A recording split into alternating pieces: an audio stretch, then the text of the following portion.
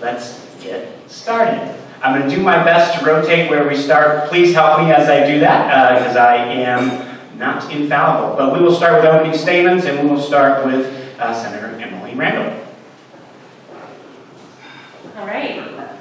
Thank you so much, everyone, for being here today. It's awesome to see so many people start the morning bright and early to invest in our democratic process.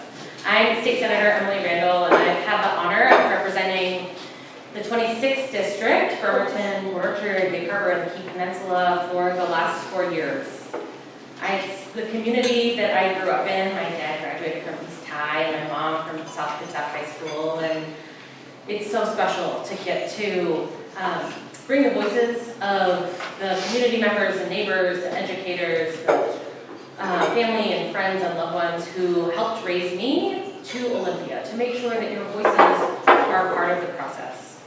I got involved in politics not because I always thought I was going to run for office, but because I saw a need in our community. I knew that Washington State could do better ensuring that all people had access to health care, ensuring that everyone had the tools that they needed to thrive. And the healthcare fight is really personal to me because my sister Olivia was born with complex disabilities when I was a little girl. My dad's good shipyard employee insurance wouldn't have covered all of you needed. And so when the state legislature expanded Medicaid coverage and we qualified, we knew that we didn't have to worry about whether we choose between Olivia getting the health care she needed with specialists, equipment, supplies, or paying the other bills that all families struggle to pay. That work showed me that with good government, we could have a little more relief. We could have the tools that we all needed to thrive. And so I'm excited to put those values to work in Olympia, to invest in healthcare expansion, to ensure that postpartum parents have healthcare coverage not just for 2 months but for a whole year, to have worked on authorizing legislation to create a universal healthcare commission so that we no longer have a state in which 500,000 people live without meaningful healthcare coverage. We have more work to do to lower costs like we did when we capped insulin prices and we established a pathway towards more caps on pharmaceutical prices. People are still struggling, still facing rising costs, but I'm committed to working alongside our neighbors to find the solutions that allow all of us to build the futures that we believe in, whether that's investing in local schools or higher education pathways, apprenticeships, and bringing good jobs to the district. My job is to be a partner to all of you and to be an advocate, and I'm so grateful I get to do this work every day, and thank you for participating. Thank you, Emily. Next up, Representative Jesse Young. Well, good morning, everyone. It's very great to be here with you and seeing so many people engage in the process. About 10 years ago, I decided to step out of my corporate career as an IT consultant because I was looking at my children's future. I have 6 of them, and I started to wonder whether or not there was more I could do to make sure that they would have an opportunity to rise above and achieve anything that they wanted like I did. Many of you know I came from a very impoverished background. I'm proud of the fact that our forefathers and the people that came before us created a scenario where I could rise up out of poverty like I did on the streets of Tacoma and have an opportunity to achieve something, to pull my family out of poverty so that my kids would never know the hunger that I went to bed with, so that my kids would never have to wonder whether they're going to get their head down at night. And I worked really hard in school. I was fortunate enough to be blessed with a lot of providence in my life.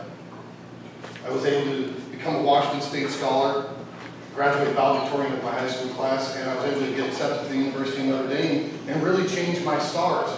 And as I was pursuing my IT career traveling around the globe, it started to dawn on me that not only were my kids and their future becoming more and more jeopardized, so were your kids. Most of the jobs in this country in terms of the cross-section of IT, service sector, and blue-collar jobs are going to foreign shores. And there goes our kids' future. And so I stepped out of my career where I knew that if I just continued to do that, I knew that I could provide for my kids. But one of the things that was interesting is when I moved back to this area, I noticed that all the kids I grew up with were still poor and on public support. And that really was a pivotal moment in my life, because at that time, when I left, I just assumed my other friends would be able to make it out, and most don't. And we need to fix that. And so as I started to look at that, I said, okay, well, I'm going to go try to see if I can apply my skill set on your behalf down in Olympia. I've done that for about 10 years. And it's been an interesting ride. Because while we have tried to do some things like ensure that we don't overtax you so that you have an opportunity to start a business or achieve your dreams, never in my life have I ever thought that my kids' future was more uncertain than it is now. Because now they have to wonder about not only is there going to be a job, but can they safely get to a job? Can they safely get to school? Can they safely go to a store? Folks, I believe that the most important issue for the safety and future of our kids is making sure that we have rule of law and we protect our police. And that has come under attack by my opponent and by the majority Democrat Party.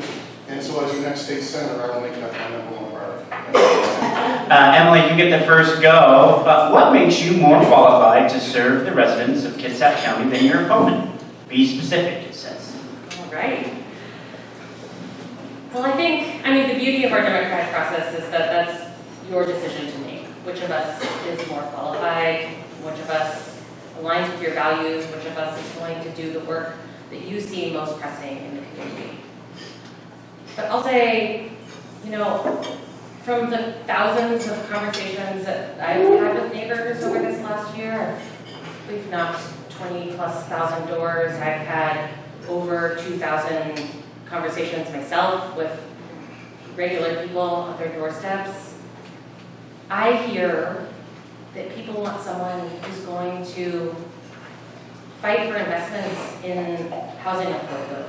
Not just building new housing, which we definitely also need, but also ensuring that we're not seeing rising rental costs, $300, $400, $500 a month, like I've heard from folks, including our retired sheriff deputy. We need someone who's going to champion those issues. Thank you, Emily. Jesse, same question. What makes you more qualified to serve the residents of Kitsap County than your opponent? Well, I would say the first thing I would lead with is being transparent. Since I've been elected in 2014, I've been the most transparent legislator in Olympia. I've had the most availability documented in terms of being available to you, in terms of town hall meetings. Transparency is key, and we see a lack of transparency from the majority party. If you want to look at a resume standpoint, you're looking at one of the few acknowledged experts in the country in terms of IT and energy and fiscal policy in the state and in the country. So I lead with that. But more than that, if you want somebody that's going to be bipartisan and can actually get something done, my track record is #1 in the state.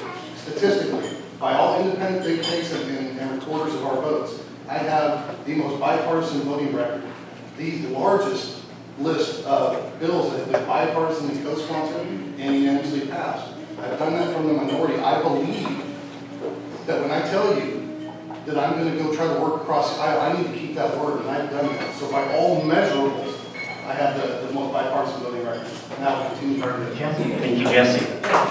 How do you define economic development, and what is your plan for economic development in our region?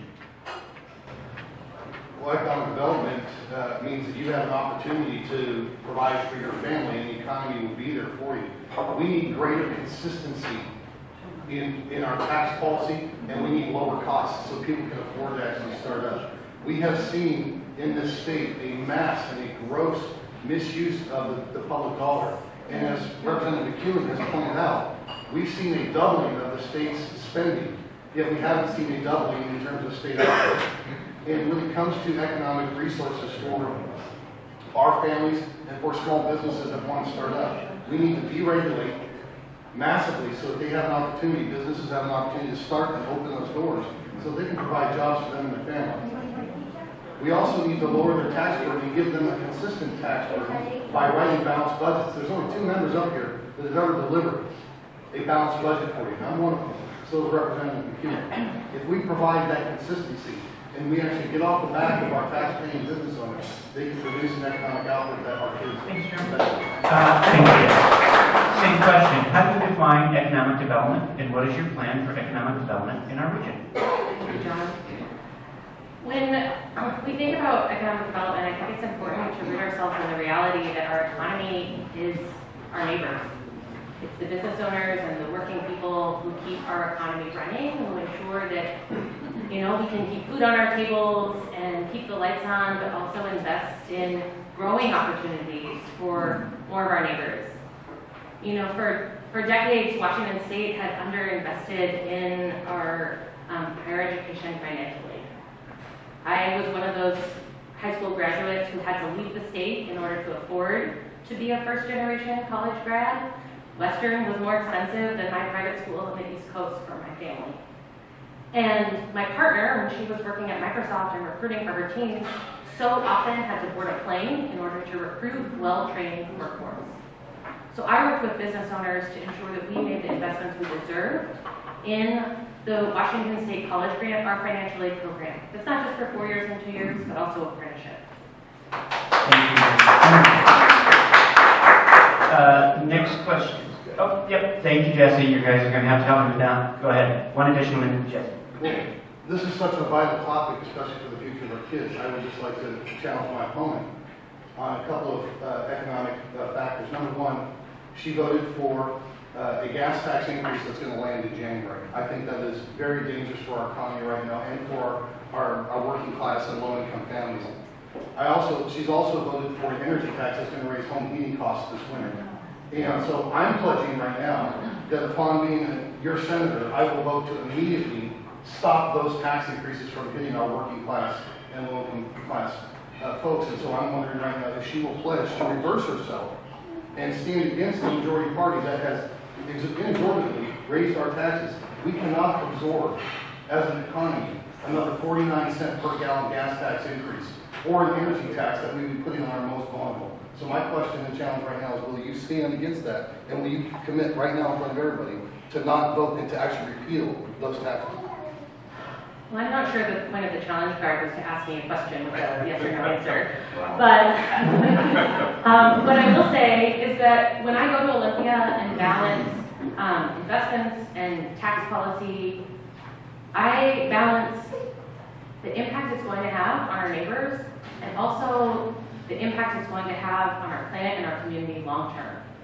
And the reason that I voted for environmental protection policy is because I hear every day at the doors from neighbors, especially young people who are worried about what kind of planet that they will be able to live in and that their children will be able to live in and their grandchildren will be able to live in, that we're investing in a future that allows all of us to thrive, that ensures our ecosystem is healthy, and protects this community where we're so lucky to live. Now, we also have to ensure that the costs are not too high for our neighbors to bear. That's why I've worked on cutting taxes for small businesses by raising the B&O cap and also ensuring that we're investing in the working families tax credit that gives money back, puts money back in the pockets of large corporations. How have you helped small businesses in Kitsap thrive and grow during your career? Thank you, John. Well, one of the things that I've been so excited to work on in the legislature is to bring the voices of small business owners into the Capitol to make sure that our neighbors not only know how to get a hold of me, but know how to use their voices and advocate and testify on policy and shape the way that our budget is built. That's why I've been grateful to partner with the BEST program at Kitsap Community Resources, where we're investing in growing small business owners, giving folks the training that they need to be employers and contribute to our economy, to make sure that we're advocating for cottage food industry changes that allow folks with home kitchens to be able to do the work of feeding their neighbors and making a little income too. That's why I've been so excited to partner with our educational systems to ensure that we not only have well-trained workforce, but that our graduates have financial literacy, because those are the best employees and the best business owners too. Thank you. Jesse, same question. How have you helped small businesses in Kitsap thrive and grow during your career? Well, in a minute, I would summarize that as taxes and transportation. There are only 8 select members of the legislature, both in the House and Senate, that serve continuously on tax structure work group. I'm one of those. So I'm consistently working on tax policy across the state. And one of the biggest things that we just achieved this year in March is we ended any further consideration of a capital gain, or excuse me, of an income tax being implemented on our small businesses here in Kitsap County. That's a major, major win and will allow for greater economic development as a result. That was a bipartisan win. I'm happy to have achieved that, and we're continuing to work on that front. We killed a number of considered income taxes on additional businesses, additional additions to the payroll tax. All of these would be detrimental to the local businesses in this area. With regard to transportation, I've written balanced budgets on the transportation side that have actually increased greater funds and access here. And actually, Representative McEwen and I have worked bipartisanly to bring additional dollars back not only for the Belvedere bypass, but for the South Kitsap industrial area. Thank you. Same question. With a magic wand, what one piece of legislation would you like to magically get signed by the governor during the next legislative session? Oh, thank you, John. I echo Drew's challenges figuring out which one piece of policy to focus on, because I know that our neighbors have a lot of different needs. I hear those needs every day when I talk to them at their doors. But the need that comes up far and away the most is housing affordability. Neighbors are worried about their houseless neighbors who, are unsheltered, also because it's sometimes scary to walk through a community of folks who are down on their luck, who are dealing with drug addiction and disorder, and to walk with your kids. But our neighbors also don't want those folks to live outside in the elements and be unprotected. So we need to do work, not only to house our houseless neighbors, but control the rising cost of rent. I mentioned before, a $5,000 a month increase. I heard from a retired sheriff's deputy who's worried about how she's going to make ends meet. We need to do a lot of different things to fix our housing crisis. We need to build more, we need to lower rental costs, but we need to do it fast. Thank you. Yes, what one piece of legislation would you like to magically get signed by the governor during the next session?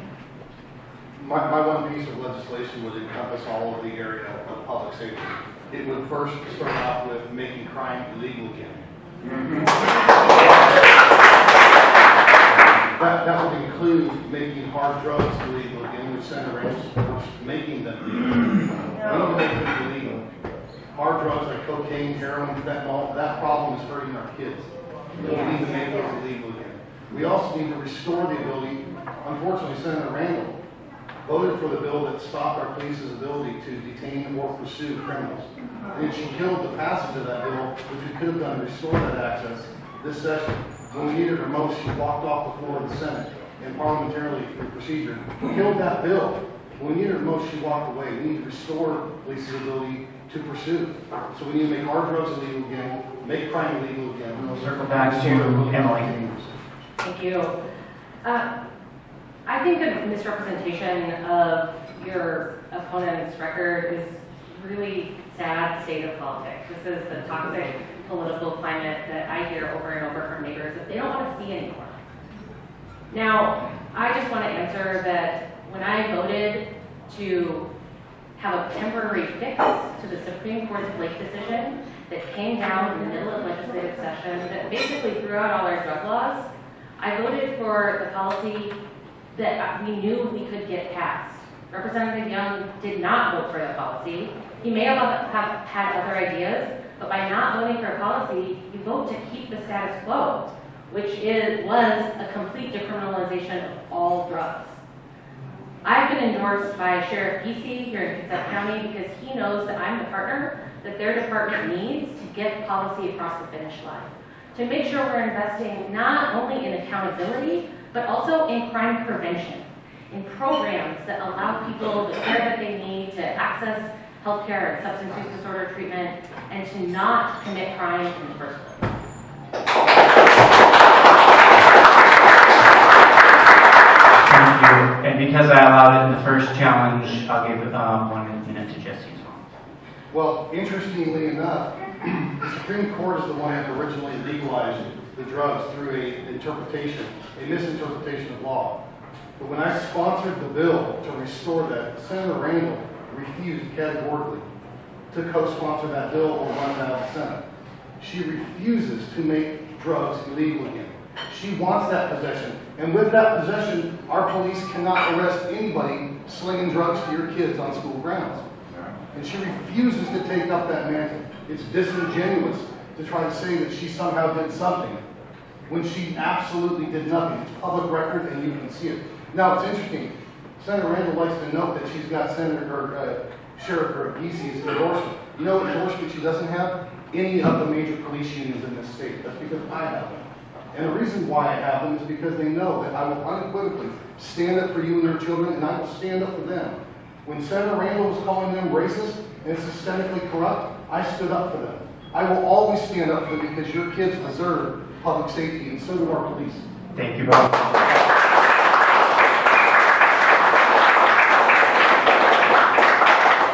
As many of you have guessed, so I'm going to try and consolidate a couple of them. So we're back to Emily.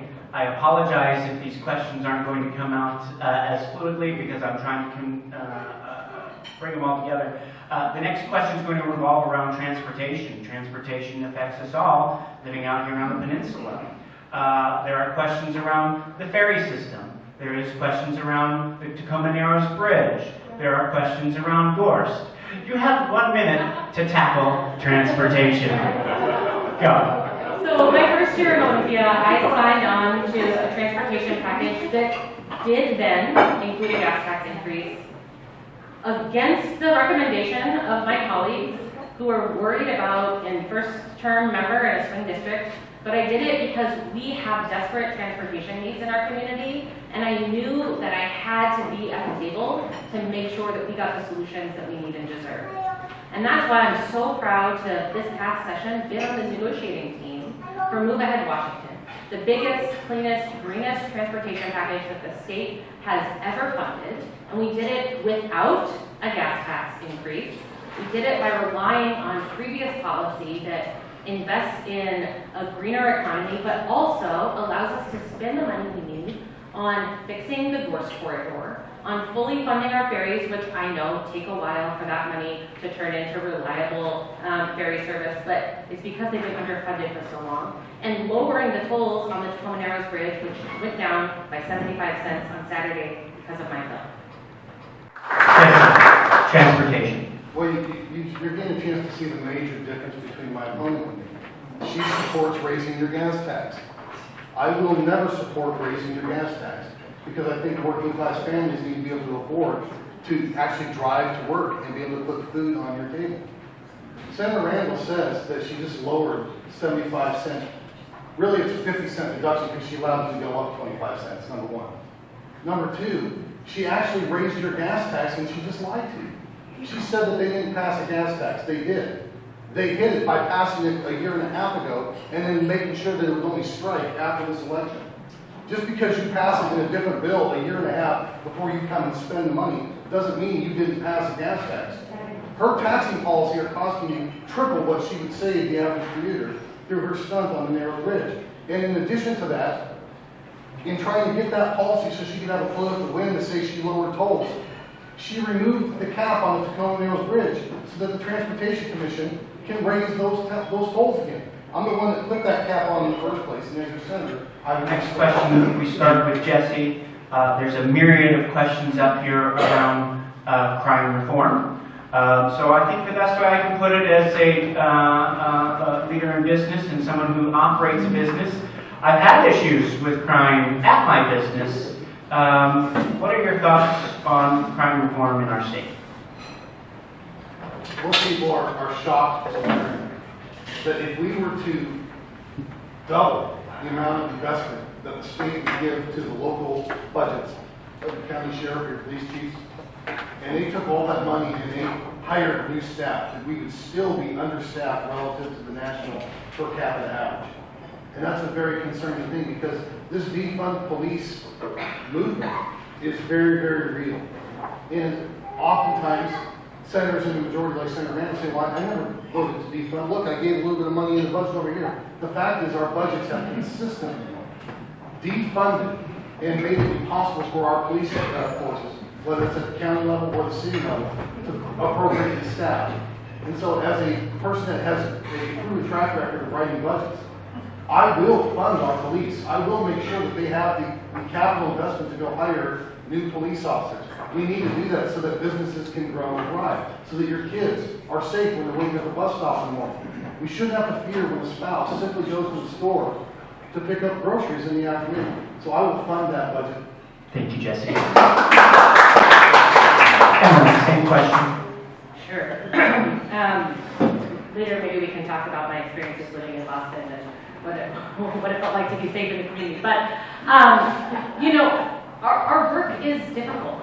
We've heard that over and over again. It's hard to talk about what our pathway forward is in 1 minute. But I have been proud to partner with police officers, with sheriff deputies, with our sheriff and police chiefs on policy that has the votes to get passed that invests in safe communities.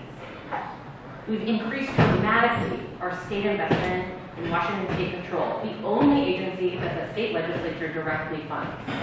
We provided competitive grants for co-responders, for mental health responders, for our police department so that they can better respond to folks in crisis. Now, our sheriff's office has had a hard time hiring a co-responder because we haven't been training enough mental health providers. And I think that work is the tough work ahead of crime prevention. How do we create infrastructure that allows our law enforcement to focus on their priorities? Thank you, Emily. We did have a challenge. Jesse? Yeah. Senator Randall said that our work is difficult. Folks, it's not. It's only difficult if you want to say one thing and then do another. We have a $60+ billion budget, and yet she refuses, the majority party refuses to allocate some of that for local policing at all. We can solve that with a line item in the budget, and that's not difficult to do. You just have to have the courage to stand up and say no to those agenda-driven groups out of Seattle that want to promote some type of narrative that our police are inherently evil. They are not. Our police keep us safe. And if we actually stood up for that and told people what we believe with courage and conviction, it's very simple to add that line item into the budget to fund our police. More importantly, she said she supports legislation and the votes to get passed. No, she doesn't. She sponsored a bill to restore pursuit, voted for it. It passed off the floor of the Senate. When that bill came back, after all of our county sheriffs, all of our chiefs of police begged us to pass that bill, a bill that she demonstrated on the public record had the votes to pass to restore police pursuit. She walked off the floor and killed it parliamentarily. When we had the bill to restore pursuit, she walked off the floor and left it. We can pass it. You just need someone with the courage to do so. Thank you, Jeff. So I don't support a false narrative that I'm an enemy of police.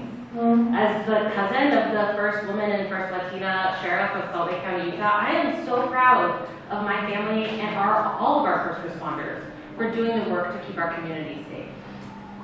And as a member of caucus leadership and as the majority whip of the Senate, it is my job to know whether or not we have the votes for a particular policy. Sometimes votes change from one phase of the legislature to the other, when bills are amended, when other bills have passed. But I know when we have the votes to pass a bill, and I am committed to working on ensuring that we have the votes for the issues most pressing for our neighbors. Last question. Emily, same question. Sure. That list that you read, the national issue that I hear most at the doors from neighbors who identify as Democrats, Republicans, independents, moderates, is abortion and our freedom to choose when and how to plan our families. Now, a lot of people will argue that's a federal issue, we don't need to pay attention, we already passed and codified by voters protections to access abortion in Washington in the 70s, before Roe passed, and in the 90s. But you all saw, like I did, that there are Republicans at the national level who are introducing nationwide abortion bans. And we need to do everything we can to ensure that our neighbors here in Washington have the freedom to protect their families, to plan their families, to make the decisions that are right for them. And we've been working on that. We've been codifying Attorney General opinions to protect providers, but ahead of us, we have work to do to protect against Catholic hospital mergers, limiting our access to care, as well as ensuring that no one is extradited to Idaho because they've come to seek services here. That's the work. Thank you.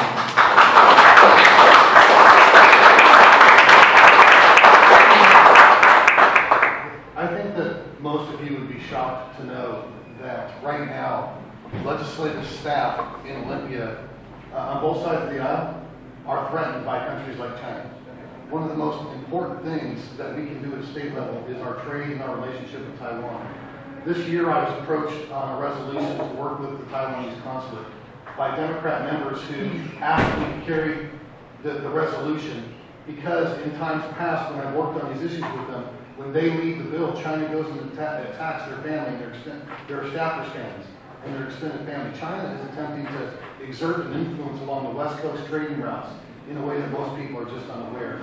And that's a major, major growing concern. Because if they can try to attack us through our staff, through our family, we need to start standing up more robustly. Otherwise, that impact to our trade, not only at the national level, but our port of call, being so close and the closest on the West Coast to all shipping lanes, is something that we need to vitally protect, and it starts at the state level and making sure that we stand up for our proven and trusted trading partners, not continue to do that. So the time has come for our closing remarks. You will each get 2 minutes. We will start on this end.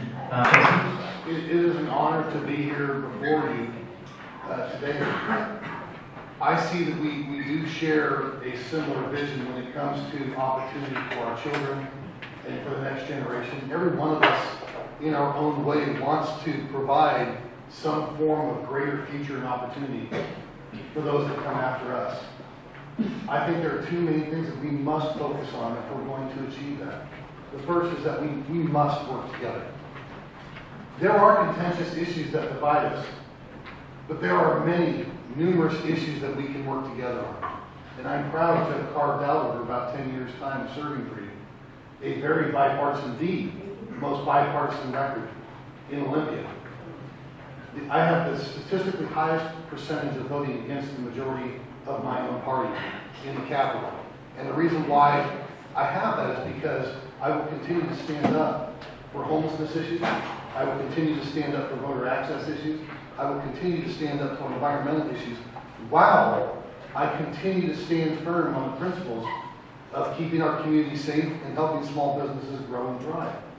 There is a way to do that. The easiest thing you can do in the Capitol to work across the aisle is have a reputation of your work in the county. If you can transparently stand on your platform and develop a reputation that you can be trusted, then people will open their doors to you. That's why the Democratic caucus down there opens their door to me. That's why I have so many bills that are bipartisanly co-sponsored and passed. Folks, we can work together on these issues and carve out a path where we can do it together. And we can also do so without sacrificing our core principles or acquiescing to radical agenda-driven groups or corporate pressure coming out of Seattle. That is my track record for you. I'm willing to serve if you'd like my skill set to continue serving me. And if so, please vote for Jesse Evans.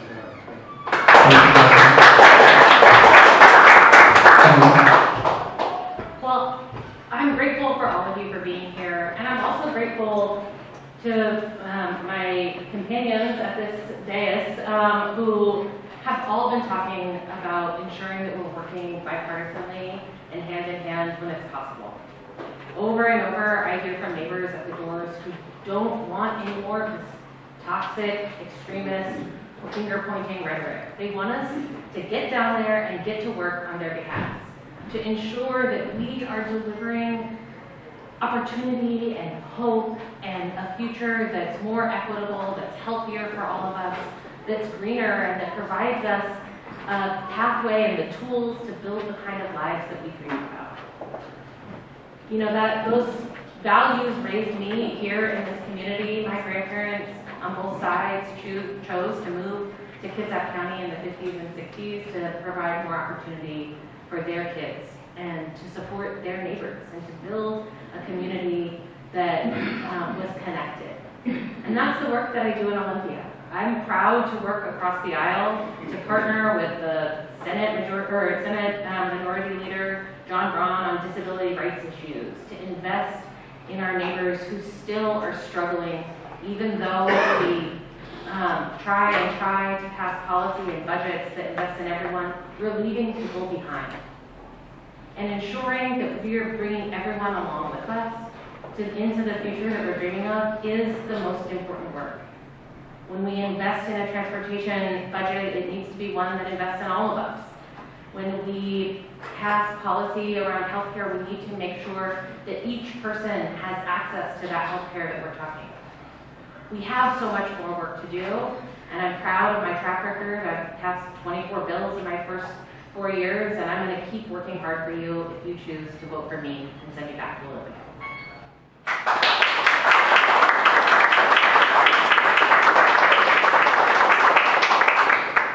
Thank you to all of our candidates for being here.